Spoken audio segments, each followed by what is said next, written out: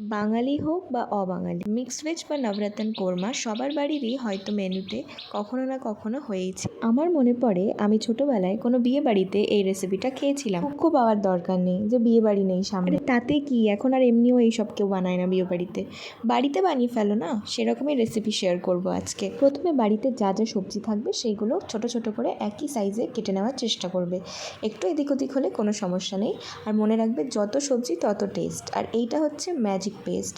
এটা আগে থেকে আধ ঘন্টা মতো ভিজিয়ে রাখতে হবে। কাজু, পোস্ত আর চারমগজ তিনটে একসাথে হালকা উষ্ণ গরম জলে ভিজিয়ে রাখবে আধ ঘন্টা। তারপরে এখানে একে একে পনির, সব সবজি এক এক করে ভেজে তুলে রাখতে হবে। পনিরটাকে বেশি ক্রিস্পি করে ভাজার দরকার নেই, একটু লালচে ভাব হয়ে এলে একে একে সব সবজিগুলো ভেজে নেবে।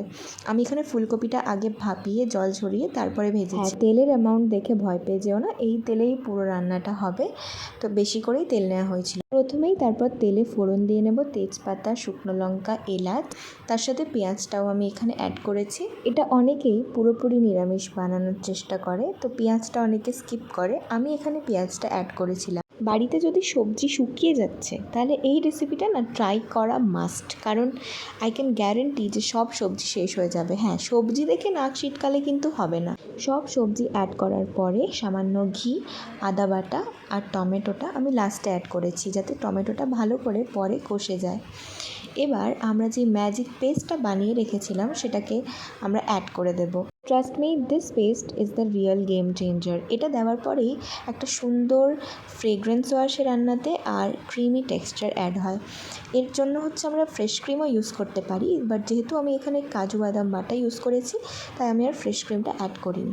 তারপর ভেজে রাখা সমস্ত সবজি আমরা এক এক করে অ্যাড করে ভালো করে মিক্স করে নেব। পনিরটা আমি লাস্টে অ্যাড করেছি যাতে নাড়ার সময় ভেঙে না যায়। তারপর ঝোলের মাত্রাটাকে বরাবর রাখার জন্য আমরা সামান্য উষ্ণ গরম জল, সাথে ব্যালেন্স আউট করার জন্য অল্প পরিমাণে চিনি অ্যাড করেছি, আর ওপর থেকে গরম মশলা আর ভাজা মশলা অ্যাড করেছি।